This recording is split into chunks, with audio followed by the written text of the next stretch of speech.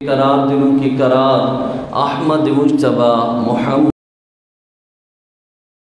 مصطفیٰ صلی اللہ علیہ وسلم کی برکت۔ اور معزز سامعین گرامی قدر اور گھروں میں جو میری ماں بہنیں سن رہے ہیں سبھی کو السلام علیکم ورحمۃ اللہ وبرکاتہ۔ آج جو گفتگو ہوگی بس ایسے سمجھے کہ آپ سے بات چیت ہی ہوگی کہ جو پچھلا جمعۃ المبارک ہم نے جہاں سے چھوڑا آج کوشش کروں گا وہاں سے لے کر آگے، کیونکہ یہ چیزیں اصل بات سمجھانے کی ہے کہ ہمیں سمجھ آ جائے کہ ہم نے کیسے اللہ کے گھر میں جانا ہے اور پھر کیسے عمرہ ادا کرنا ہے، پھر کیسے ہم نے حج ادا کرنا ہے۔ اکثر وہاں پہ جا کے بہت زیادہ لا علمی کی وجہ سے جان بوجھ کر تو کوئی نہیں کرتا، لیکن لا علمی کی وجہ سے وہاں پہ جا کے کافی انسان سے غلطیاں ہو جاتی ہیں۔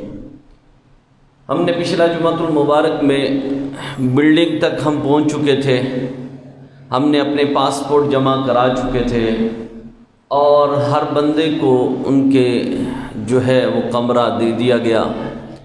اب وہاں پہ ہم نے رہنا کیسے ہے؟ وہاں پہ جس طرح یاد رکھو کہ یہاں پر ہم بھائی آپس میں محبت اور پیار سے رہتے ہیں نا، کوشش یہی کرنی ہے کہ وہاں پہ بھی آپ نے وہاں پہ بھی محبتیں ہی پھیلانی ہے، پیار ہی پھیلانا ہے۔ وہاں پہ جا کر نہ کچھ پانی کا اثر ایسا ہے، دوسرے نمبر پہ وہاں پہ آب و ہوا کا اثر کچھ ایسا ہے کہ انسان کے اندر نہ تلخی پیدا ہو جاتی ہے۔ جب انسان کے اندر تلخی پیدا ہوتی ہے نا تو انسان کو نہیں پتہ چلتا کہ میں نے کیا کرنا یا کیا نہیں کرنا، ٹھیک ہے نا؟ تو اس وجہ سے آپ نے وہاں پہ آپ کے اندر بردباری ہو۔ نبی کریم صلی اللہ علیہ وسلم نے ارشاد فرمایا کہ آپ نے فرمایا کہ اللہ کے محبوب بندے پتہ ہے کون ہیں؟ صحابہ نے عرض کی یا رسول اللہ صلی اللہ علیہ وسلم آپ ہی بتائیں کہ وہ کون ہیں جو اللہ کے محبوب ہیں؟ آپ نے فرمایا سب سے پہلے وہ شخص جس کے اندر بردباری ہے، وہ چیز کو بات کو برداشت کر لیتا ہے، اس کے سامنے بیٹھ کر کوئی بات کرے، تلخ بات کرے، اس کو برا بھلا بھی کہے تو اس کے اندر اتنی بردباری ہو کہ وہ خاموشی سے وہ سنتا رہے اور اسے معاف کر دے۔ اور دوسرا وہ شخص جو معاف کرنے والا، دوسرا وہ شخص جو معاف کرنے والا، پہلا بردبار اور دوسرا معاف کرنے والا، یہ اللہ کو بڑا پسندیدہ ہے۔ تو وہاں پہ جا کر بڑی انسان سے تلخی باتیں بھی نکل جاتی ہیں، غصے میں آ کے انسان برداشت، ایک وقت ہوتا ہے کہ انسان برداشت کر رہا ہوتا ہے، ایک وقت آتا ہے کہ اس سے برداشت کا پیمانہ بھی لبریز ہو جاتا ہے، تو کہیں نہ کہیں ایسی جگہ ہوتی ہے کہ انسان کے منہ سے نہ نکل جاتی، کیونکہ وہاں پہ تھکا بہت زیادہ ہوتا ہے، ٹھیک ہے نا؟ دوسرا یہ ذہن کے اندر رکھیے تھکا ہوتا ہے، نیند بھی کم وہاں پہ ہوتی ہے، نیند بھی پوری نہیں ہوتی۔ تیسرے نمبر پہ زیادہ تر وہاں پہ انسان اپنے آپ کو بھوکا بھی رکھتا ہے کہ تاکہ میں اگر کھا لوں گا تو بار بار واش روم آئے گا تو واش روم میں جاؤں گا تو عبادت نہیں کر سکوں گا۔ تو یہ ساری چیزیں جب انسان کے اندر اس وقت پائی جاتی ہیں تو کبھی کبھار اس کو غصہ بھی آ جاتا ہے، لیکن کوشش یہ کرنی ہے آپ لوگوں نے وہاں پہ جا کے کہ آپ کے اندر بردباری ہو اور معاف کرنے کا جذبہ بھی ہو۔ وہاں پہ خاص طور پہ جو چیزوں کا دھیان آپ نے رکھنا کہ کھانے پینے کی اشیاء ماشاءاللہ بہت اچھی ہوتی ہیں، لیکن یہاں پہ اور وہاں پہ کھانے پینے کی اشیاء میں فرق یہ ہے کہ وہاں پہ پہاڑوں کے اندر وہ جو جانور ہیں وہ جڑی بوٹیاں کھاتے ہیں، ٹھیک ہے نا؟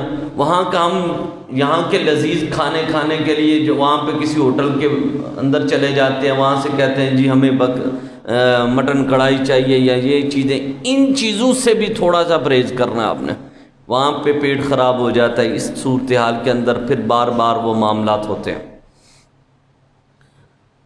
اب آپ نے وہاں سے پھر عمرے کے لیے نکلنا ہے، آپ اپنے ہوٹل میں پہنچ کے آپ نے وہاں پر قیام کیا، اپنا سامان رکھا، اب آپ نے عمرے کے لیے وہاں سے نکلنا۔ اب جب آپ نے وہاں سے عمرے کے لیے نکلنا ہے نا، تو آپ کی بلڈنگ کے باہر ایک گاڑی کھڑی ہوگی، وہ گاڑی آپ کو مکہ میں کبری سے پہلے اتار دے گی۔ ایک مقام آئے گا، وہاں پہ جا کے آپ کو اتار دے گی۔ اس میں دو کلر ہیں، ایک ریڈ ہے اور ایک گرین کلر ہے۔ گرین کلر آپ کو اٹھائے گا کہاں سے؟ آپ کی بلڈنگ سے، جہاں پہ آپ نے قیام کیا۔ آپ کی دروازے کے باہر ہر وقت ایک نہ ایک گاڑی کھڑی ہوگی جو آپ کو لے کر جانے والی۔ وہاں سے تقریباً کوئی 10 منٹ لگتے ہیں وہاں پہ کبری کے پاس جاتے ہو۔ آپ نے کبری کے پاس جا کر اتر جانا ہے، آگے ریڈ کلر کی بسیں لگی ہوں گی، آپ نے جا کر اس میں بیٹھ جانا ہے۔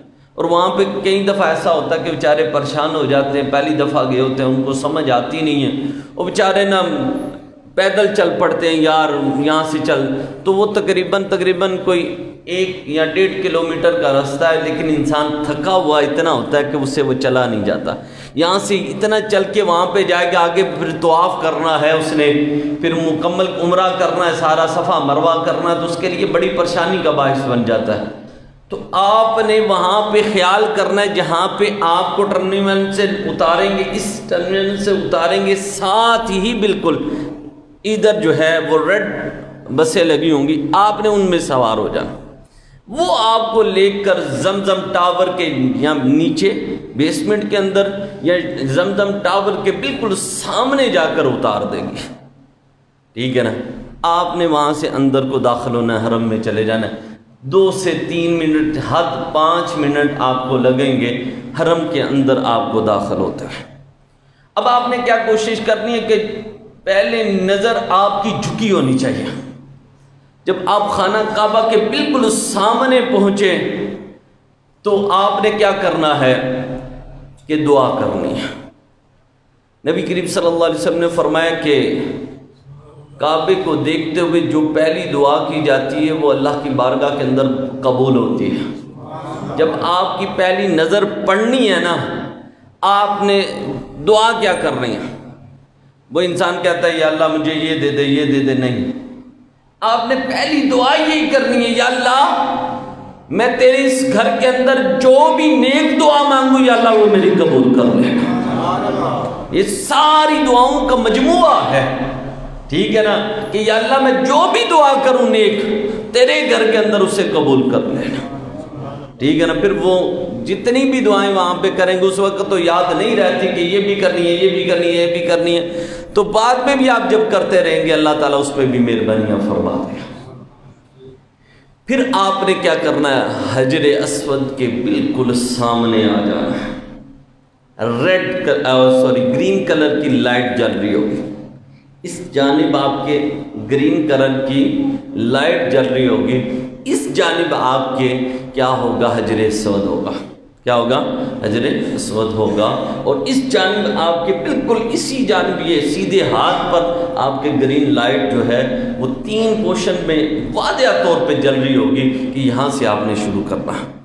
اب بالکل سامنے آئیں، سیدھے ہاتھ کو حجر اسود کی جانب کریں، بسم اللہ، اللہ اکبر، اللہ اکبر، اللہ اکبر، آپ نے پڑھ کے تو پھر عمرے کی نیت کر کے آپ نے چل پڑنا ہے۔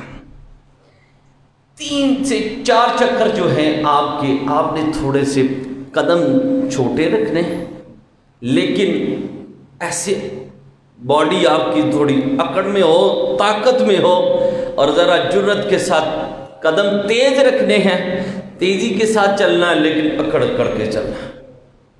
کیا کرنا ہے؟ اکڑ اکڑ کر چلنا ہے، کیونکہ اس وقت جب آپ دعا فرما رہے تھے کفار مکہ آپ کو دیکھ رہے تھے، تو آپ نے فرمایا ذرا سینہ چوڑا کر کے چلو، ہم اپنے لیے نہیں اللہ کی رضا کے لیے آئے ہوئے ہیں، تاکہ ان کو پتا چلے جو اللہ کا ہو جاتا ہے وہ طاقتور ہو جاتا ہے، ان کے پیچھے طاقت اللہ کی طاقت بن جاتی ہے۔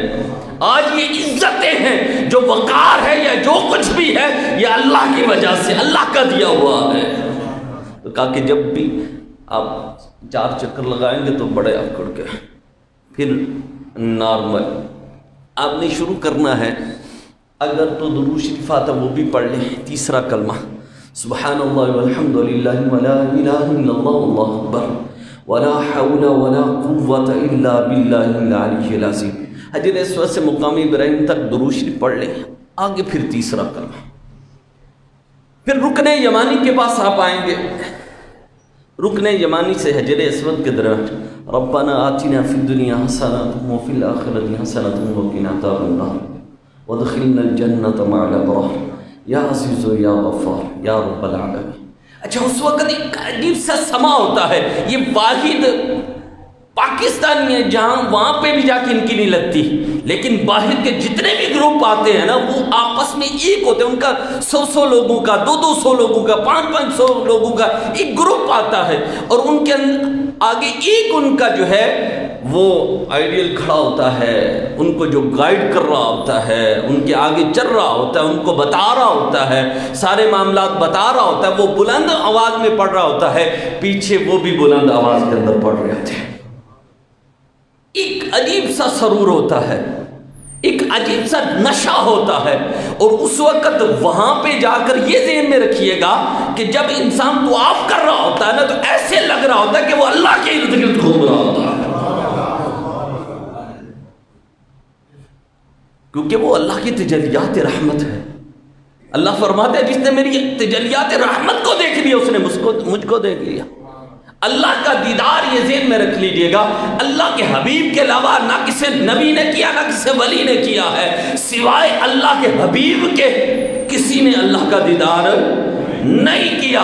تو اللہ کے دیدار کرنے کے لیے اللہ کے ولی وہاں پر جاتے ہیں، اللہ کے اولیاء اور اللہ کے نبی، کئی نبی ہر سال آج بھی عمرہ اور حج تمہارے ساتھ کرتے ہیں۔ بڑی مسند کتابوں کے اندر ہے کہ آج بھی حضرت خضر علیہ السلام ہر سال حج میں ہوتے ہیں،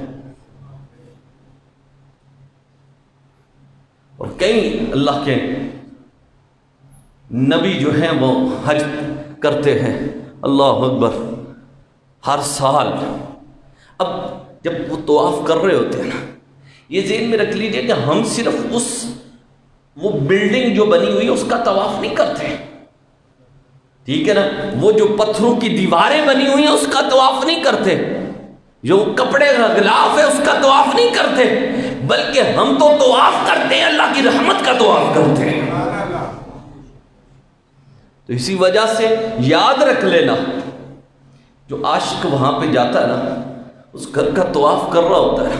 میں ایک چیز پچھلے بھی جمعے میں میں نے ذکر کی کہ دیکھیں کہ پروانوں کے اندر ایک جو ہے جگنو آ کر شامل ہو گیا، کہنے لگا میں بھی پروانہ ہوں۔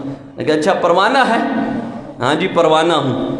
اچھا ایسا کر ذرا، وہ دیکھ کے رہا آگ لگی ہوئی ہے، وہ گیا واپس آیا، اس نے کہا ہاں جی آگ لگی ہے۔ نے کہا تو پروانہ نہیں ہو سکتا۔ نے کہا کیوں جی، میں کیوں نہیں پروانہ ہو سکتا؟ نے کہا اگر پروانہ ہوتا تو واپس نہ آتا بلکہ وہاں پہ جل جاتا۔ تو اللہ کے بندے جب وہاں پر جاتے ہیں، اللہ کے گھر کا طواف کرتے ہیں، تو اللہ کی شان کے اندر، اللہ کی ذات کے اندر وہ فنا ہو جاتے ہیں اور اپنی ذات کو مٹا کر واپس آتے ہیں۔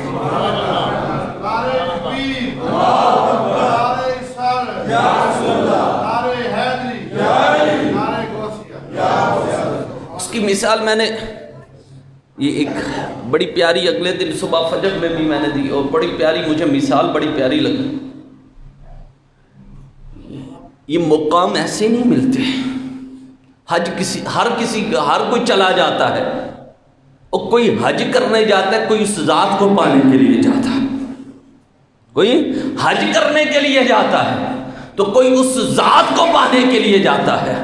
اللہ اکبر، اگر اس ذات میں فنا ہونا چاہتے ہو تو اپنے آپ کو ختم کر دو، اس ذات کے اندر فنا کر دو اپنے آپ کو، اپنی ہستی کو مٹا دو، تم کچھ نہیں ہو۔ جب اس کی ہستی میں فنا ہو جاؤ گے تو پوری دنیا تمہاری ہو جائے گی۔ اللہ والے تو جب بھی وہاں پہ جاتے ہیں تو ان سے پوچھا جائے، اللہ اکبر، پیر میر علی شاہ صاحب جب وہاں پہ آپ کھڑے تھے، آپ نے فرمایا واہ مولا تیری شان. نے کہا کیا ہوا؟ ایک مرید نے پوچھا حضور بات کیا ہے؟ آپ نے فرمایا اللہ کی تجلیات رحمت کا نزول ہو رہا ہے. ہمیں تو جا کر صرف وہ بلڈنگ نظر آتی ہے، وہ غلاف نظر آتا ہے، لیکن اللہ والے جب جاتے ہیں تو وہ اللہ کا دیدار کرتے ہیں. اللہ کے دیدار سے مراد اللہ کی تجلیات رحمت کو وہ دیکھ رہے ہوتے ہیں اپنی آنکھوں سے. اللہ اکبر.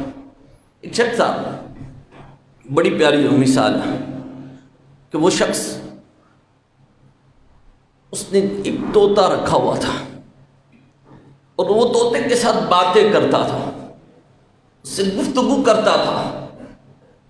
ایک دن وہ دوسرے شہر میں جانے لگا تو اپنے اس طوطے کو کہنے لگا کہ میں فلاں شہر میں جا رہا ہوں، اگر تمہیں کوئی چیز چاہیے تو بتا، میں تیرے لیے وہ لے کے آتا ہوں. اس نے کہا مجھے کسی چیز کی ضرورت نہیں، لیکن میرا ایک پیغام ہے، وہ پہنچا دے گا؟ نے کہا ہاں بتاؤ، میں پہنچا دوں گا. اس نے کہا اس طرح ہے کہ راستے کے اندر ایک جنگل آتا ہے اور وہ جنگل طوطوں کا جنگل ہے، بے شمار وہاں پہ طوطے رہتے ہیں. ان کو جا کر میرا سلام پہنچا دینا اور ان کو جا کر کہنا کہ وہ طوطا تمہیں سلام کہہ رہا ہے جو زنجیروں میں جکڑا ہوا ہے، ایک پنجرے میں قید ہے اور ایک غلام بنا ہوا ہے، وہ تم آزاد طوطوں کو سلام کہتا ہے. اب وہ سوداگر گیا، جا کر وہ جنگل میں پہنچا، کیا دیکھتا ہے؟ ادھر بھی طوطے رنگ برنگ، ادھر بھی طوطے ہی طوطے ہیں. ان کو جا کر کہتا ہے کہ تمہارا ایک طوطا ہے جو قید ہے، زنجیروں میں جکڑا ہوا ہے، پنجرے میں قید ہے اور غلام ہے، اور تم آزاد طوطوں کو وہ سلام کہتا ہے. اب یہ بات ان طوطوں تک پہنچنی تھی، ان کی کانوں تک پہنچنی تھی، تو وہ پھڑپھڑانے لگے. پھڑپھڑاتے ہوئے ایک ادھر گرا، دوسرا ادھر گرا، تیسرا ادھر ہوا، ایک ادھر مرا ہوا، دوسرا ادھر مرا ہوا، تیسرا ادھر مرا، سارے کے سارے مر گئے. جب سارے کے سارے مر گئے، اللہ اکبر، تو وہ سوداگر پریشان ہو گیا کہ یہ کیا بات ہے کہ یہ سارے مر گئے اور جتنے اور بھی جانور وہاں پہ پرندے موجود تھے وہ بھی پھڑپڑا کر مر گئے. وہ واپس آیا تو طوطے نے اس سے پوچھا میرا سلام ان کو دے دیا تھا؟ اس نے کہا ہاں دے دیا تھا، لیکن بڑی حیران کن بات تھی کہ جب میں وہاں پر گیا تو میں نے تمہارا پیغام دیا تو وہاں پر تو قیامت صغریٰ برپا ہو گئی. وہ سارے طوطے مرنا شروع ہو گئے، کوئی ادھر مرا ہے، کوئی ادھر مرا ہے، کوئی ادھر مرا ہے. کہتا میں تو حیران ہو گیا کہ یہ کیا ہوا کیا ہے. اب یہ بات اس طوطے نے سنی نا، جو اس کا جس کے ساتھ وہ باتیں کرتا تھا، جس کو اس نے قید کر کے رکھا تھا، وہ بھی پھڑپھڑانے لگا. تھوڑی دیر کے اندر وہ بھی مر گیا. پریشان ہو گئے، یار میں نے کیا ہوا کیا؟ وہ بھی سارے مر گئے، یہ بھی مر گیا، سمجھ نہیں آئی. اس نے کہا اچھا چلو اس کو نکال کے باہر پھینک دیتا ہوں. اس نے اس کو اٹھایا اور اٹھا کر باہر جا کے ایسے پھینک دیا. جب پھینک دیا تو تھوڑی دیر گزری تو وہ اٹھ کے سامنے دیوار پہ جا کے بیٹھ گیا. وہ دیکھ کر حیران ہو گیا. اس نے کہا تم مرا نہیں تھا؟ اس نے کہا میں مر گیا تھا. تو پھر یہ کیا؟ اس نے کہا کہ میں نے اپنے ان بھائیوں کو، اپنے ان بزرگوں کو پیغام بھیجا تھا کہ میں قید کے اندر ہوں، زنجیروں سے جکڑا ہوا ہوں، ایک پنجرے کے اندر بند ہوں، میں ایک غلام بنا ہوا ہوں، تو بتاؤ میں پنجرے سے کیسے آزادی پا سکتا ہوں؟ تو میرے بزرگوں نے مجھے وصیت کی مرنے سے پہلے پہلے مر جا اور تجھے اس پنجرے سے آزادی مل جائے گی. تو اس پرندے نے ہمیں یہ پیغام دیا ہے مرنے سے پہلے پہلے تم مر جاؤ گے تو تمہیں جہنم سے آزاد کر دیا جائے گا، تمہیں جہنم سے آزاد کر دیا جائے گا، دوزخ سے آزاد کر دیا جائے گا، اللہ کے عذاب سے آزاد کر دیا جائے گا. میرے آقا نے فرمایا موت قبل ان تموت، اور مرنے سے پہلے پہلے مر جاؤ. اپنی خواہشات پر چھری پھیر دو، اپنی نفسیات کو ختم کر کر اس کی ذات کے اندر فنا ہو جاؤ. تم اس کی ذات میں فنا ہو جاؤ گا. دنیا میں بھی تمہارے لیے کامیابی ہوگی، آخرت میں بھی تمہارے لیے کامیابی ہوگی. تو اس وجہ سے اللہ کے بندو کہ جب وہاں پہ جاؤ، اللہ کے گھر کے اندر جاؤ، وہاں پر بھی جا کر تمہاری خواہشات باقی رہ جائے تو اس گھر میں جانے کا فائدہ ہی کوئی نہیں ہے. کیا ہوں جی؟ اس کے گھر میں جاؤ، اس کے گھر سے واپس ہو کر آ جاؤ، اور پھر تمہارے اندر وہی سکن رہے۔ پہلے تو چوری کرتا تھا، پہلے تو زنا کرتا تھا، پہلے تو شراب پیتا تھا، تو ناپ تول کے اندر کمی کرتا تھا، تو جھوٹ بولا کرتا تھا، تو غیبت کرتا تھا، اور پھر وہاں پہ حج کرنے کے لیے جائے اور حج کر کے واپس آ جائے اور پھر اس کے اندر یہ خامیاں باقی رہ جائے، تو میں کہتا ہوں اس کا حج نہیں ہے، اس نے ایک عادت ادا کی ہے، اس کے علاوہ اس کے لیے کچھ نہیں ہے۔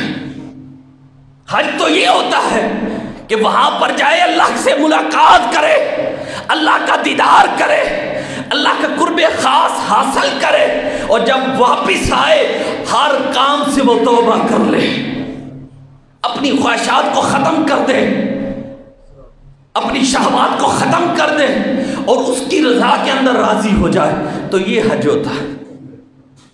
وہاں پہ جا کے بھی واپس آ کر اسی طرح ہے، تو کیا فائدہ حج کر رہے؟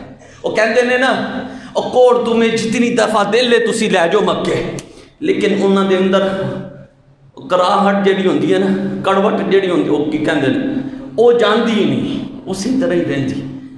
تے وہ بندے جڑے اللہ دے گھر جا کے بھی واپس آ جائے، میری مندہ وہ حاجی ہے۔ حاجی تے وہ ہوندا جڑا اللہ دی ذات دے وچ فنا ہو کے، کئیاں نوں میں دیکھیا ماشاءاللہ انہاں دی تقدیراں بدلیاں، گئے نے حج کیتا ہے سنت دے مطابق داڑھی، اپنی زندگی نوں انہوں نے بدل لیا، بے نمازی سن نمازی بن گئے، جھوٹ بولتے سی، غیبت کرتے سی، وہ سارا کچھ چھڑ کے اسی رضا وچ راضی ہو کے اپنے انہوں راضی کرن تے لگ گئے۔ اصل حج ہے، ہر سال وہ کئی حاجی جاندے ہیں۔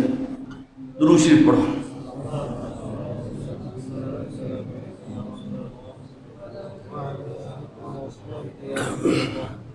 کئی ہر سال ہی حاجی جاندے ہیں، حج کر کے آندے ہیں، ٹھیک ہے نا؟ علی اسی حج کرن گے، یار میں کہنا صرف ایک ہی حج کر لو نا، تے صحیح کر لو نا، تے تقدیر بدل جائے گی۔ ہر سال جاننا بہتر ہے کہ ایک بار ہی چلے جاؤ تے صحیح کر لو، ٹھیک ہے نا؟ اتھے جا کے بھی توڑے اندر وہ چیزاں اپنے نفس تے او جی بہرحال مجھے اس چیز پہ نہیں، مجھے اس چیز پہ ہے کہ جو جائے اور اس کے اندر تبدیلی نہ آئے، تو میں کہتا ہوں اس کا حج نہیں۔ یہ کیا حج ہے؟ اللہ اکبر، کہ اللہ کی بارگاہ کے اندر بھی ہو کر آئے اور یہ سونے کا دیدار بھی کر کے آئے۔ حضرت موسیٰ علیہ السلام نے اللہ کی بارگاہ کے اندر عرض کی نا، یہ تبدیلی میں بتاتا ہوں کہ حضرت موسیٰ علیہ السلام نے عرض کی نا، یا اللہ کہ اپنا دیدار تو کروا۔ اللہ نے فرمایا موسیٰ تو ہرگز نہیں کر سکتا، لن ترانی موسیٰ تو نہیں دیکھ سکتا۔ کہا یا اللہ ایک تجلی ہی دکھا دے، یا اللہ ایک تجلی دکھا دے۔ اللہ نے فرمایا پہاڑ کی جانب دیکھ۔ جب پہاڑ کی جانب دیکھا تو اللہ نے تجلی پھینکی اور وہ جل کر راکھ ہو گیا۔ آپ کے ساتھ جتنے 12-13 لوگ تھے وہ سارے مر گئے، آپ بے ہوش ہو کر گر گئے۔ اور اس کے بعد پتہ کیا ہوا؟ آپ کے چہرے پر اتنا نور چھا گیا، وہ صرف ایک تجلی کی وجہ سے، کہ کوئی شخص آپ کو دیکھ نہیں سکتا تھا۔ جو آپ کو دیکھتا تھا وہ اندھا ہو جاتا تھا، وہ روشنی کو برداشت نہیں کر سکتا تھا۔ آپ کے چہرے پہ جو نور تھا، جو روحانیت تھی، اس کو وہ برداشت نہیں کر سکتا، وہ آنکھ سے دیکھ نہیں سکتا تھا۔ اللہ اکبر، ایک تجلی دیکھنے کی وجہ سے اللہ نے ان کے چہرے پہ ایسا نور پیدا کر دیا کہ کوئی برداشت نہیں کر سکتا تھا۔ اور جو اللہ کی بارگاہ کے اندر جاتا ہے، اس کے گھر کا طواف کرتا ہے، اس کی رات کا طواف کرتا ہے اور واپس ہو کر آتا ہے، اللہ اس کے چہرے پہ نور پیدا فرما دیتا ہے۔ حج کر کے بھی آئے لیکن اس کے چہرے منوسات ہو، اللہ کی لعنتیں ہو، تو کیا فائدہ؟ یہ بڑی چیز ہے۔ علی ابن موافق رحمت اللہ تعالیٰ نے 60 حج کیے، تو ایک دن دل کے اندر خیال آیا کہ یا اللہ کوئی قبول بھی ہے کہ نہیں ہے؟ تو غیب سے آواز آئی ہے، میرے بندے تو کس بندے کو اپنے گھر کی دعوت دیتا ہے جس سے تو پیار کرتا ہے؟ تو میں اس کو اپنے گھر کی دعوت دیتا ہوں جس سے میں محبت کرتا ہوں، ٹھیک ہے نا؟ تو اللہ محبت کرتا ہے تو تمہیں بلاتا ہے، لیکن تمہاری محبت کیا ہوتی ہے؟ وہاں پہ جتنی دیر ہے اچھا چلو نمازیں پڑھ لی، ذکر و ذکار کر لیا، سارا کچھ کر لیا، بس وہاں سے ایئرپورٹ سے اترے ہی نہیں. کیا ہوتا ہے ہمارے ساتھ؟ کہیں آ جی گئے، مجھے پتا ہے سارا کچھ. اللہ کے بندو یہاں پہ آ کے ہاتھ ڈلوانا، یہ کرنا، اصل جو چیز ہے اس ذات کے اندر فنا ہو کے آؤ، مزہ تو پھر بات کا ہے. اللہ اکبر. المختصر ٹائم اتنا نہیں ہے، اور ٹائم آج کل ہے نہیں دوڑتا، پتہ ہی نہیں لگتا کہ نہیں، کیوں جی حضرت جی؟ اچھا، عمرے کے اندر جو غلطیاں ہوتی ہیں خاص طور پہ یہ ذہن میں رکھ لیے. آپ نے 7 چکر لگا لیا، 7 چکر لگانے کے بعد کئی لوگ اکثر نوافل چھوڑ دیتے ہیں. آپ نے وہاں سے پوچھنا، یہ ذہن میں رکھیے گا، یہ آپ کے کام آئے گی بات، ٹھیک ہے نا، یہ ذہن میں رکھ لیجئے گا. آپ نے 7 چکر مکمل کرنے حجر اسود تک مکمل کر لیے. آپ نے نہیں پتا تو کسی سے پوچھ لے، وہاں پہ اگر عربی کی بات سمجھ نہیں آتی کسی پنجابی سے پوچھ لے، نہیں سمجھ آتی تو وہاں پہ جو صفائی کرنے والے اکثریت پاکستانی یا بنگلہ دیشی یا ہندوستانی، تو ان سے بھی آپ پوچھ سکتے ہیں کہ بھائی مقام ابراہیم کہاں پہ ہے، وہ آپ کو بتا دیں گے یہ مقام ابراہیم. اس کے سامنے کھڑے ہو کر اور درمیان میں مقام ابراہیم ہو، سانے خانہ کعبہ ہو، 2 رکعت نماز نوافل ادا کر رہے ہیں. اچھا، اس کے بعد آپ نے کیا کرنا ہے؟ وہاں سے کسی سے پوچھ لینا ہے. اکثر دوستوں کی یہاں پہ بہت بڑی غلطی ہے، نوافل بھی نہیں ادا کرتے، وہ کہتے صرف 7 چکر لگے اور نہیں پتا ہوتا بیچارے، تو وہ کہتے ہیں کہ چلو اب جا کرنا. ہم کیا کرتے ہیں کہ ٹینڈ کروا دی، عمرہ ہو گیا، تو وہ دم پڑ جاتا ہے. کیا ہوتا ہے؟ بکرا دینا پہنتا. ذہن چ دم دا مطلب شاید کسی کو سمجھ نہ آئے، بکرا دینا پہنتا ہے، یہ ذہن میں رکھ لے، ٹھیک ہے نا. آپ نے کیا کرنا ہے؟ 2 رکعت نماز نوافل ادا کرنے کے بعد کسی سے بھی پوچھنا ہے کہ صفا مروہ کہاں پہ، صفا مروہ کہاں پر. آپ نے وہاں پہ چلے جانا ہے، صفا سے شروع کرنا مروہ تک، پھر مروہ سے صفا تک. پہلے صفا سے مروہ 1 چکر ہے. وہ کئی دفعہ پتہ ہے کیا دوست کرتے ہیں، ایک صفا سے مروہ، مروہ سے صفا تک آ کر کہتے ہیں 1 چکر ہے. نہیں، صفا سے مروہ جانا ہے تو 1 چکر، پھر مروہ سے صفا آنا ہے 2 چکر. اسی طرح آپ نے یہ کیا کرنا ہے؟ 7 چکر لگانے. اور یہ بھی آپ کو بتا دوں یہ کس کی سنت ہے؟ ایک اللہ کی ولیہ کی سنت ہے، ایک اللہ کی ولیہ کی سنت ہے. اور جو اللہ کے ولی کرتے ہیں تو اللہ تعالیٰ فرماتا ہے شاعر اللہ، یہ میری نشانیاں ہیں. کیا ہے؟ وہاں پر انہوں نے طواف کے لیے بھاگے نہیں تھے، وہ حضرت اسماعیل علیہ السلام کے لیے حضرت ہاجرہ سلام اللہ علیہا، آپ نے صرف پانی کے لیے، ان کو پیاس لگی ہوئی ہے تو میرا بچہ پیاس سے بلک رہا ہے، تو اس کے لیے اس وقت پہاڑی اس طرح کی پہاڑی نہیں ہے، آپ کے لیے تو سنگ مرمر لگا دیا ہے، اوپر نیچے انہوں نے اے سی لگا دیے ہیں، آپ سکون سے بھاگتے کبھی آتے. اس وقت چبن والے پہاڑ تھے، نکیلے پہاڑ تھے. جو پرانے لوگ گئے ان سے پوچھے تو نکیلے پہاڑ تھے، جب کوئی چلتا تھا نا تو زخم ہو جایا کرتے تھے، ان کے قدموں کے نیچے، ان کے پیروں کے نیچے زخم ہو جایا کرتے تو نکیلے پہاڑ تھے. اس وقت وہ بھاگتی، کبھی ادھر صفا پہ جاتی ہے، کبھی مروہ پہ جاتی ہے، پھر کبھی صفا پہ جاتی ہے، کبھی مروہ پہ جاتی ہے. انہوں نے 7 چکر حضرت اسماعیل علیہ السلام کی پیاس کے لیے لگائے. اللہ کو ان کے یہ دھوڑنا پسند آ گیا. اللہ نے فرمایا حاجیو آؤ، جب تک تم 7 چکر یہ نہیں لگاؤ گے نہ تمہارا عمرہ قبول ہے نہ تمہارا حج قبول ہے. نعرہ تکبیر، اللہ اکبر، نعرہ رسالت، یا رسول اللہ، نعرہ حیدری، نعرہ غوثیہ، نہ تمہارا عمرہ قبول ہے نہ تمہارا حج قبول ہے. تو اس وجہ سے جو اللہ کے ولیوں کی نشانیاں ہے وہ اللہ کی مہربانی سے ہوتی ہے، یہ ذہن میں رکھ لیجئے گا. اللہ اکبر. اللہ جو چاہتا ہے کرتا ہے. ایک طرف تو ہم کہتے ہیں کہ اللہ کے حکم کے بغیر پتہ نہیں ہل سکتا، تو اللہ کے ولی اللہ کے حکم کے بغیر کیسے کر سکتے ہیں کوئی کام؟ ہر کام میں تو اللہ کی حکمت ہوتی ہے. تو اس وجہ سے اللہ تعالیٰ جو چاہتا ہے کروا لیتا ہے، جیسے چاہتا ہے کروا لیتا ہے، اس کی مرضی ہے، اس کی شان کے لائق ہے. اللہ اکبر. المختصر ٹائم نہیں ہے. اب آپ نے صفا مروہ کر لیا، یہ لازمی کرنا ہے. اگر صفا مروا رہ گیا تو دم پڑ جائے گا, بکرا دینا پڑے گا, یہ ذہن میں رکھ لیجئے. اس کے بعد آپ نے کیا کرنا ہے, جا کر حلق کروانا ہے. یہ عمرے کے اندر حلق کروانا ہے, یعنی ٹنڈ کروانی ہے. ٹنڈ کروانے کے بعد جا کر آپ غسل کر لیں یا جو بھی ہے, احرام اتار دینا. آپ اس پابندی سے اتر جائیں گے.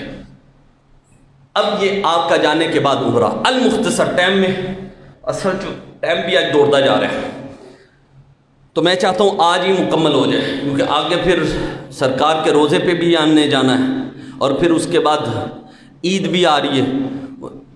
جمعے تھوڑے ہیں, موضوعات بہت زیادہ ہے. اچھا, 8 ذی الحج کو,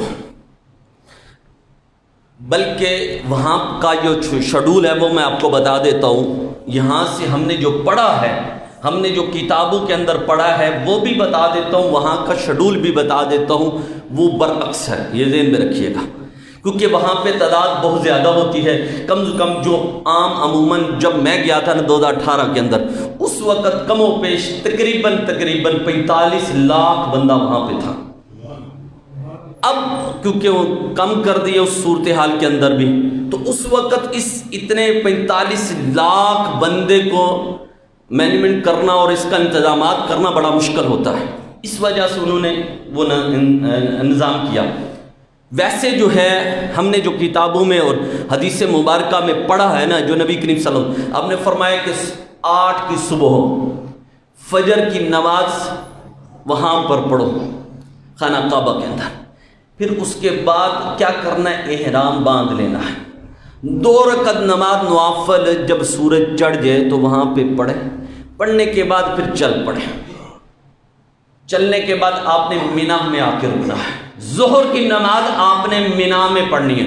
ظہر کی نماز آپ نے مینا میں پڑھنی ہے, لیکن وہاں کا جو قانون ہے وہ بھی سمجھ لیجیے. وہ آپ کو 8 کو نہیں لے کے جائیں گے, وہ آپ کو 8 کی پچھلی رات یعنی 7 کو نماز مغرب یا اس سے بھی پہلے نماز عصر کے بعد, بلکہ 3-4 بجے لے کر جانا شروع کر دیتے ہیں. کیونکہ کافی ہوتے ہیں, آ رہے ہوتے ہیں, جا رہے ہوتے ہیں, ایک بلڈنگ کے اندر بھی کافی لوگ ہوتے ہیں. تو وہ کیا کرتے ہیں, شام کو ہی آپ لوگوں کو سب کو جتنے بھی ہوں عشاء کی نماز یا راتی 10-11 بجے تک جتنے بھی حاجی ہوتے ہیں ان کو مینا کے اندر پہنچا دیا جاتا ہے. ان کو کیا کیا جاتا ہے, مینا کے اندر پہنچا دیا جاتا ہے. اس وجہ سے وہ بلڈنگ میں ہی آپ نے احرام باندھ کر وہاں پہ 2 رکعت نماز نوافل پڑھ کے نیت کر کے بیٹھ جانا ہے. جب وہ لینے کے لیے آئیں آپ ان کے ساتھ بیٹھ جائیں, کیونکہ اتنے معاملہ وہاں کے علماء نے وہ فتوے دیے ہوئے ہیں, وہ نظام ان کا ایک ہے. لیکن جو پیدل کرنا چاہتا ہے اس کے لیے یہ کہ وہ مسجد حرام میں چلا جائے, فجر ادا کرے. لیکن وہاں پہ بہت زیادہ سختی ہے, آپ کے پاسپورٹ لے لیے جاتے ہیں, بلڈنگ کو تالے لگا دیے جاتے ہیں, کمرے بند کر دیے جاتے ہیں, بالکل کہ تاکہ ان کی ایک ذمہ داری ہوتی ہے کہ کسی حاجی کا حج رہ نہ جائے. اس وجہ سے وہ کیا کرتے ہیں, رات کو ہی آپ کو لے جاتے ہیں. المختصر مینا میں آپ پہنچ جاتے ہیں. ظہر عصر مغرب عشاء فجر آپ نے مینا کے اندر ادا کر لی. 8 ذی الحج کی ظہر عصر مغرب اور 9 کی صبح فجر کہاں پہ آپ نے ادا کرنی, مینا میں. پھر آپ نے فجر پڑھ کے چل پڑنا. کہاں پہ, عرفات میں. درمیان میں مزدلفہ آئے گا. صحابہ مزدلفہ سے جب گزر رہے تھے تو کفار مکہ کے ذہن کے اندر یہ پہلے ان کا حج ہوتا تھا کہ وہ مزدلفہ میں رات گزارتے تھے, دن گزارتے تھے, اور وہاں پہ قیام کرتے تھے, وہاں سے واپس آ جایا کرتے. وہ سارے کفار مکہ جو اس وقت بعد میں مسلمان ہوئے وہ ساتھ تھے, ان کے ذہن کے اندر یہ خیال تھا کہ یہاں پر مزدلفہ میں رکیں گے, لیکن میرے آقا مزدلفہ میں نہیں رکے, آپ عرفات کے میدان میں چلیں گے. عرفات کے اندر پہنچ کر آپ نے ظہرین پڑھنی ہے. کیا پڑھنی ہے, ظہرین. یہ ذہن میں رکھیے گا, کیا پڑھنی ہے, ظہرین. اچھا, جو بھی خیمے والے ہیں نا ان کے وہاں پہ مکتب لگے ہوئے ہیں, وہ علیحدہ خیمے لگے ہوئے ہیں, کوئی لگا ہوا ہے ادھر لگا, کوئی ادھر لگا, لیکن ہر خیمے کے باہر اس کا مکتب کا نمبر لکھا ہوا ہے, 83 مکتب ہے, 80 ہے, جو بھی ہے. المختصر وہ مکتب آپ کا لکھا ہوا ہوگا کہ یہ خیمے جو ہے نا عرفات کے اندر, یہ آپ نے ظہرین وہاں پہ جو ہے خطبہ سنیں حج کا، اس کے بعد ظہرین اگر وہاں پہ پڑھنا چاہے، مسجد نمرہ میں پڑھنا چاہتے ہیں تو پھر بھی ٹھیک ہے نا، اپنے اپنے خیموں میں وہاں تک آواز کا انہوں نے بندوبست کیا ہوتا ہے، آپ تک آواز آ رہی ہوتی ہے، آپ وہاں پہ نماز پڑھ لیں۔ ظہرین آپ نے وہاں پہ پڑھنی ہے، ٹھیک ہے نا۔ ظہر کے ٹائم نماز ظہر بھی ایک اذان کے ساتھ اور 2 تکبیرات کے ساتھ، ایک اذان کے ساتھ 2 تکبیرات کے ساتھ دونوں نمازیں آپ نے وہ نماز پڑھ لی ہے۔ نماز پڑھنے کے بعد آپ وہاں پر رکیں، جب وقت دیکھیں عصر کا ہو گیا، ٹھیک ہے، عصر کے بعد پھر بیٹھ جائیں۔ اصل وقوف عرفات کا ٹائم وہ ہوتا ہے عصر کے بعد اور مغرب کی اذان سے پہلے آپ نے وہاں پر اللہ کی بارگاہ کے اندر گریہ گزاری کرنی ہے، اور خاص اس دن اللہ، میرے آقا نے فرمایا کہ اللہ عرفات کے اندر کوئی بھی ہوتا ہے اللہ اس پر اپنی تجلیات رحمت فرماتا ہے، اور یاد رکھ لینا جس پر اللہ تجلیات رحمت فرما دے اس کے سارے گناہوں کو مٹا دیتا ہے۔ وہ بخشش کا ٹائم ہوتا ہے، وہ مغفرت کا ٹائم ہوتا ہے، وہ گناہوں کی معافی کا ٹائم ہوتا ہے، وہ اللہ کے قرب کا ٹائم ہوتا ہے، وہ اللہ کی محبت کا ٹائم ہوتا ہے، وہ اللہ کی خاص تجلیات کا جو ہے ٹائم ہوتا ہے، وہ اللہ کا فضل و کرم کا ٹائم ہوتا ہے۔ اس وقت گڑ گڑا کر، اور میں نے دیکھا ہے ہمارے تو پاکستانی ماشاءاللہ ہیں، لیکن باہر کے جو لوگ دیکھے میں نے وہاں پر دیکھے ہیں کہ وہ ٹولیاں کی ٹولیاں لگا کر، ہمارے تو بیچاروں کو ٹائم ہی نہیں لگتا کہ ٹولی کیسے بنائیں، وہ ایک دوسرے کی وہاں پہ بھی جہاں پہ بھی ٹانگ کھینچتے ہیں وہاں پہ بھی جا کر اسی طرح کرتے ہیں اللہ کے بندے۔ تو وہاں پر میں نے کیا دیکھا ہے کہ جو باہر کے لوگ آتے ہوتے ہیں ٹولیوں کی جانب، وہ آ کر اس وقت اللہ کی بارگاہ کے اندر ایسے ان کے ہاتھ ہوتے ہیں، آنکھیں ان کی نم ہوتی ہے، اور اس وقت میں نے عرفات کا جو منظر دیکھا خدا کی قسم، اور ریت کے ذرات بھی رو رہے ہوتے ہیں، وہاں کے حجر و شجر کے پتے بھی رو رہے ہوتے ہیں، وہاں پہ تو جو پرندے ہیں، وہاں پہ جو کیڑے مکوڑے ہیں میں نے ان کو بھی دیکھا ہے روتے ہوئے، وہاں پہ اتنی گریہ گزاری ہو رہی ہوتی ہے اس وقت، ہر بندہ رو رہا ہوتا ہے، اللہ کی خاص تجلیات رحمت اس کے دل پر پڑ رہی ہوتی ہے، اس کے دل کے اندر نرمیاں پیدا ہو رہی ہوتی ہے، وہ سخت جو دل ہے وہ موم ہو رہے ہوتے ہیں، اس وقت اللہ ان کے گناہوں کو جلا رہا ہوتا ہے، اللہ ان کو اپنا خاص فضل عطا کر رہا ہوتا ہے، اللہ ان پر خاص مہربانیاں فرما رہا ہوتا ہے۔ وہ وقت ہی ایسا ہوتا ہے کہ اللہ کی بارگاہ کے اندر رو رہے ہوتے ہیں، کوئی ادھر سے رو رہا ہے، کوئی ادھر سے رو رہا ہے، کوئی بوڑھا رو رہا ہے، کوئی جوان رو رہا ہے، کوئی عورت رو رہی ہے، کوئی رو رہا ہے، اور اللہ کی بارگاہ کے اندر دعائیں کر رہے ہوتے ہیں۔ تو آپ بھی جب یہ موقع ملے، ہر وقت اللہ بار بار یہ موقع نہیں دیتا، یہ ذہن میں رکھیے گا، سمجھے کہ جب بھی جائے سمجھے یہ آپ کا آخری موقع ہے، جب وہاں پر جائے اللہ کی بارگاہ کے اندر روئے۔ خدا کی قسم میرے آقا نے بھی وہاں پر رو کر اپنی امت کے لیے بخشش کی دعا کی تھی، بار بار رو کر میرے آقا نے دعا کی، یا اللہ میری بخشش کو، میری امت کو بخش دے، یا اللہ میری امت کو بخش دے، ربی حبلی امتی، یا اللہ میری امت کو بخش دے۔ بار بار میرے آقا نے اس وقت رو کر اپنی امت کے لیے وہاں پہ بخشش کی دعا کی ہے۔ آپ بھی جا کر وہاں پر اللہ کی بارگاہ کے اندر گڑ گڑا کر رو کر اللہ کی بارگاہ کے اندر آپ نے دعا کرنی ہے، اللہ ہمارے گناہوں کو معاف کر دے، اور ہمارے جو پاکستان کے اندر مسلمان بھائی ہیں اور جہاں جہاں پہ بھی مسلمان بھائی ہیں، یا اللہ ان کے گناہوں کو بھی معاف کر دے، اور یا اللہ جو مصیبتیں پریشانیاں آئی ہوئی ہے یا اللہ ان کو دور کر دے۔ آپ نے جا کر وہاں پر رونا ہے۔ یار مجھے تو وہ منظر آنکھوں کے سامنے آ گیا ہے، وہ سارا منظر میری آنکھوں کے سامنے آ گیا، مجھے تو ایسے لگ رہا تھا کہ جیسے میں عرفات کے میدان میں پہنچا ہوا اور اللہ کی بارگاہ کے اندر ایسے دعا کر رہا ہوں۔ وہ سارے چہرے جو ادھر رو رہے تھے وہ ادھر ٹولیاں لگی ہوئی رو رہی، کوئی بنگلہ دیش سے آیا ہے، کوئی پاکستان سے آیا ہے، کوئی ہندوستان سے آیا ہے، کہیں سے آئے ہیں، تو اللہ کی بارگاہ کے اندر رو رہے ہیں۔ میں ان کو روتے ہوئے دیکھا۔ یہ ٹائم قبولیت کا ٹائم ہوتا ہے، یہ وقت قبولیت کا ہوتا ہے، وہاں پہ گڑ گڑا کے، اور ہم کیا کرتے ہیں غفلت کے اندر، وہاں پہ آئے وہ چیزیں کھا رہے ہیں یا سفر کر رہے ہیں یا سکون سے بیٹھے ہوئے، اللہ کے بندو یہ نہ کرنا، وہاں پہ جا کے ساری چیزیں، دنیا کی ہر چیز تمہیں پاکستان سے مل جائے گی، لیکن اللہ کی جو خاص رحمت وہاں پر وہ پاکستان کے اندر نہیں تمہیں ملے گی۔ جو اللہ نے عرفات کے میدان کے لیے رکھی ہے، جو اپنی خاص نظر رحمت اللہ نے عرفات کے میدان کے لیے رکھی ہے وہ کہیں اور سے تمہیں نہیں مل سکتی. یہ ذہن میں رکھ لیجئے گا. جو وہ وقت قبولیت کا ہے، وہ جو وقت اللہ کی رحمت کا ہے، وہ اللہ کی مہربانی کا ہے، وہ اللہ کے فضل کا ہے، وہ تمہیں کہیں اور نہیں مل سکتا، وہ صرف وہاں پہ ہی ملے گا. یہ ذہن میں رکھ لیجئے گا. وقت کو ضائع نہ کیجئے گا. وہاں پہ جب آپ جائیں اللہ کی بارگاہ کے اندر گڑ گڑائیں، اللہ کی بارگاہ کے اندر توبہ کریں، اللہ کی بارگاہ کے اندر اپنے گناہوں کی معافی مانگیں. اللہ کے بندوں کو مقام ایسا مقام ہے، کل قیامت کے دن میدان جو ہے حشر بھی وہاں پر برپا ہوگا، وہاں پہ ہوگا. حساب و کتاب تمہارا وہاں پر ہوگا.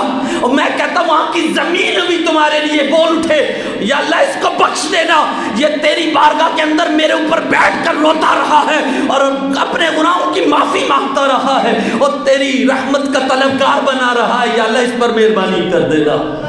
تو میں یہ کہتا ہوں کہ کل قیامت کے لیے بھی اللہ تم پر مہربانیاں فرما دے. اللہ کے بندوں یہ ٹائم نہیں ملے گا، یہ وقت نہیں ملے گا. پھر جو وقت وہاں پہ ضائع کر دیتے ہیں. مجھے دکھ ہوا، مجھے تکلیف ہوئی اس چیز کی ہے کہ ہم سارا کچھ خرچ کر کے بھی جاتے ہیں، پیسے بھی لگاتے ہیں، وقت بھی لگاتے ہیں، سارا کچھ لگاتے ہیں. جب ٹائم مغفرت کا آتا ہے، جب ٹائم بخشش کا آتا ہے، جب گناہوں کی معافی کا ٹائم آتا ہے، اللہ کے قرب خاص کا وہ ٹائم آتا ہے، ہم غفلت میں پڑے ہوتے ہیں. ہم غفلت میں پڑے ہوتے ہیں. اور دوسرے لوگوں کو میں نے دیکھا، دوسرے ملکوں سے آئے ہوئے لوگوں کو میں نے دیکھا اجتماعی طور پر اللہ کی بارگاہ کے اندر معافی، ہاتھ ان کے ایسے اللہ ہمیں معاف کر دے، ان کی آنکھوں سے آنسو تھے، ہزاروں قطار رو رہے تھے، اللہ کی بارگاہ کے اندر پھر یاد کر رہے تھے. ہم غفلت میں پڑے. اللہ کے بندو اگر اللہ موقع تمہیں دے تو کبھی جا کر وہاں پر ٹائم کو ضائع نہ کرنا، اپنے دوستوں میں باتوں میں نہ لگنا، اپنی ادھر ادھر کی گفتگو میں نہ لگنا، مال اکٹھا کرنے میں نہ لگنا.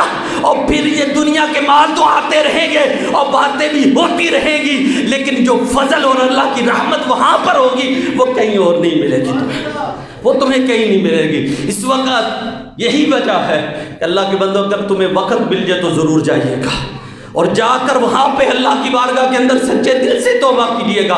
پھر وہ ٹائم نہیں ملتا، زندگی کا بھی کوئی پتہ نہیں ہوتا. وقت کے دامن میں بھی ٹائم ختم ہو گیا، ادھر بھی ٹائم ختم ہو گیا. اگلے جمعے یہاں سے انشاءاللہ شروع کریں گے تو انشاءاللہ اس کو لے کر چلیں گے. یہ موقع بار بار نہیں. میں تو چاہتا ہوں اللہ دعا کریں، آپ بھی ہاتھ کھڑے کریں، شاید قبولیت کا ٹائم ہو، اس وقت اللہ کی رحمت کا نزول کا ٹائم ہو.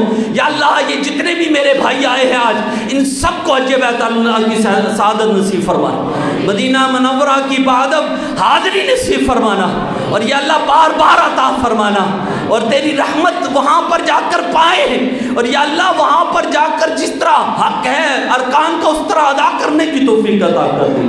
یا اللہ سب پر کرم کر دیں، سب پر مہربانیاں فرما دیں. صلی اللہ علیہ وسلم.